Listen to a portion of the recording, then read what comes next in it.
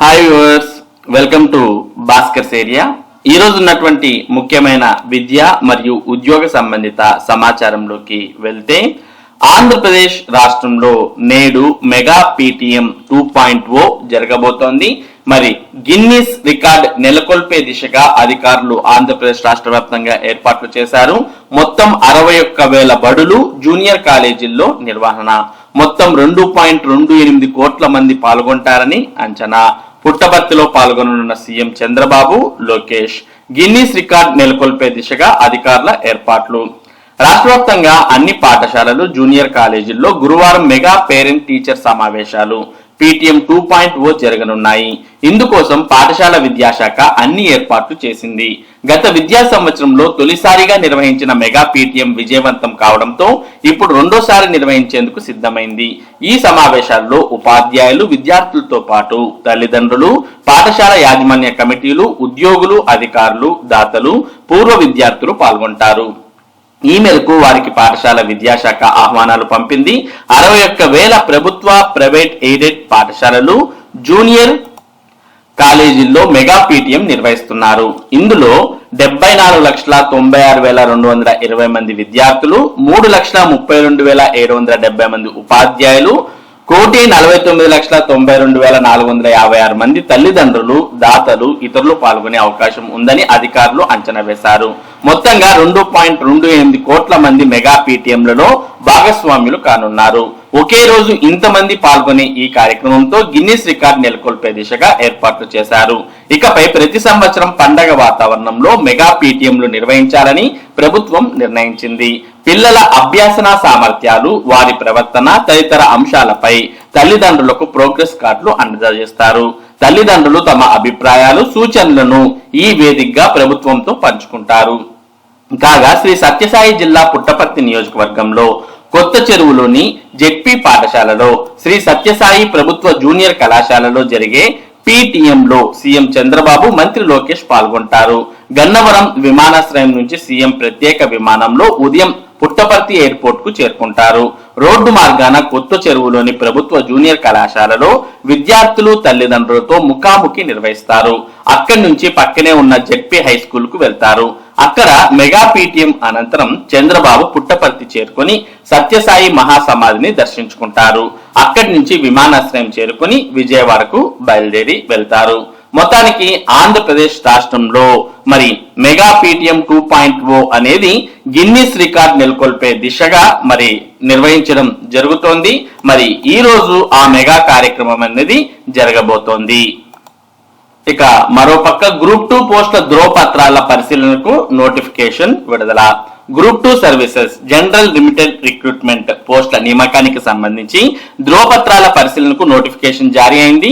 ఈ మేరకు ఏప్రిల్ 4న విడుదలైన ఫలితాల ఆధారంగా ఎంపికైన వినికిడి లోపం ఉన్న అభ్యర్థుల జాబితాను తన అధికారిక వెబ్సైట్ లో పొందుపరిచినట్లు ఆంధ్రప్రదేశ్ పబ్లిక్ సర్వీస్ కమిషన్ బుధవారం ప్రకటనలో తెలిపింది. ఒరిజినల్ సర్టిఫికెట్ల పరిశీలన ఈ నెల 15న ఉదయం 10 గంటలకు ఆంధ్రప్రదేశ్ పబ్లిక్ సర్వీస్ కమిషన్ కార్యాలయంలో జరగనుందని పేర్కొంది.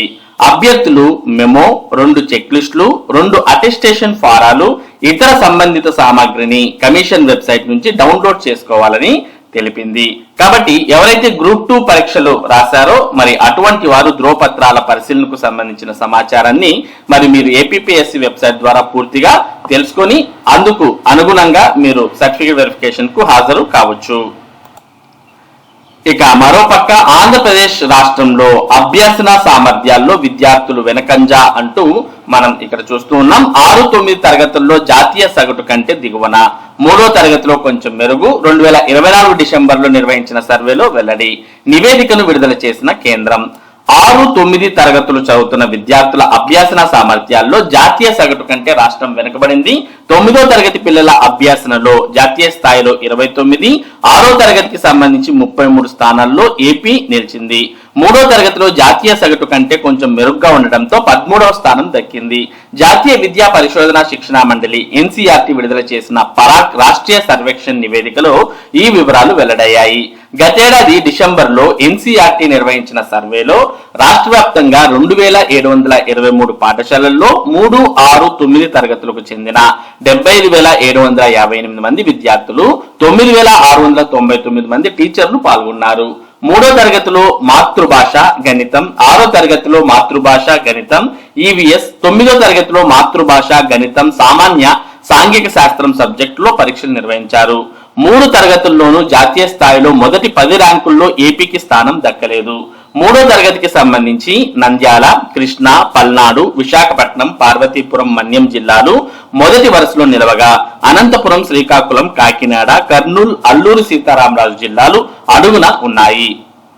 6వ తరగతికి సంబంధించి జాతీయ సరాసరి కంటే మంచి ప్రతిభ చూపిన అమ్మాయిల జాబితాలో విశాఖపట్నం ఒకటే నిలిచింది. జాతీయ సరాసరి కంటే ఎక్కువ స్కోర్ సాధించిన గ్రామీణ విద్యార్థులు కలిగిన జాబితా ప్రభుత్వ పాఠశాలల జాబితాల్లో ఒక్క జిల్లా కూడా లేదు. 9వ తరగతిలో జాతీయ సరాసరి కంటే బాలికల అభ్యాసన తీరు బాగున్నా జిల్లాల జాబితాలో విశాఖపట్నం, విజయనగరం నిలిచాయి. జాతీయ సరాసరి కంటే ఎక్కువ స్కోర్ సాధించిన గ్రామీణ విద్యార్థులు కలిగిన జిల్లాల్లో విజయనగరానికి స్థానం దక్కింది. బాలబాలికల వారిగా చూస్తే బాలురు 47% స్కోర్ సాధించగా బాలికలు 51% సాధించారు. పట్టణ ప్రాంతాల కంటే గ్రామీణ ప్రాంతాల్లోని విద్యార్థులు మెరుగైన అభ్యసన సామర్థ్యాలు కలిగి ఉన్నారు. పట్టణ ప్రాంతాల్లో 44%, గ్రామీణ ప్రాంతాల్లో 56% స్కోర్లు నమోదయ్యాయి. ప్రభుత్వ ప్రైవేట్ పాఠశాలల మధ్య అభ్యసన సామర్థ్యాల్లో పెద్దగా తేడా లేదు. ప్రైవేట్ పాఠశాలలు 38% స్కోర్ పొందగా ప్రభుత్వ పాఠశాలలు 37% సాధించాయి. ఎయిడెడ్ బడుల పరిస్థితి అధ్వానంగా ఉంది. ఇక్కడ కేవలం 19% స్కోర్ మాత్రమే రావడం జరిగింది. ఇక రాష్ట్రంలోని కేంద్రీయ విద్యాలయాలు 69% స్కోర్తో అభ్యసన సామర్థ్యాల్లో మెరుగ్గా ఉన్నాయి. ఇక నవోదయ విద్యాలయాలు కూడా వెనుకంజలో ఉన్నాయి. ఇక్కడ కేవలం 21% స్కోర్ మాత్రమే నమోదైంది.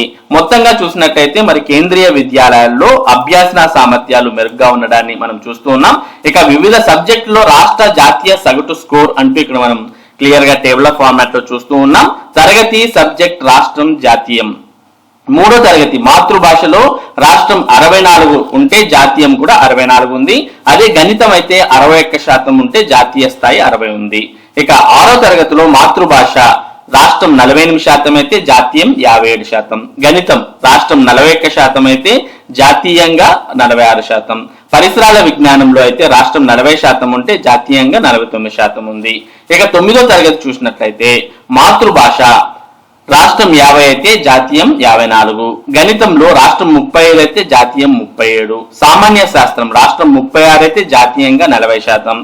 సాంఘిక శాస్త్రం రాష్ట్రం 37 అయితే జాతీయంగా 40% నమోదైంది. మొత్తానికి గణాంకాలన్నీ గమనించినట్టయితే జాతీయ స్థాయి కంటే కూడా మరి రాష్ట్రం వెనుకబడిన విషయం మనకు క్లియర్ కట్ గా అర్థమవుతోంది. కేవలం 3వ తరగతిలో మాత్రమే మరి జాతీయం కన్నా రాష్ట్రం ఓ మాదిరిగా ఉన్నట్టు మనం చూస్తూ ఉన్నాం. మరి ఇవి ఈ రోజు ఉన్నటువంటి ముఖ్యమైన విద్య మరియు ఉద్యోగ సంబంధిత సమాచారం.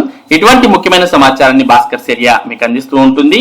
మరి ఈ సమాచారం మీరు మిస్ కాకుండా పొందడానికి మన భాస్కర్స్ ఏరియా యూట్యూబ్ ఛానల్ కు సబ్స్క్రైబ్ అవ్వండి. Thank you for watching this video.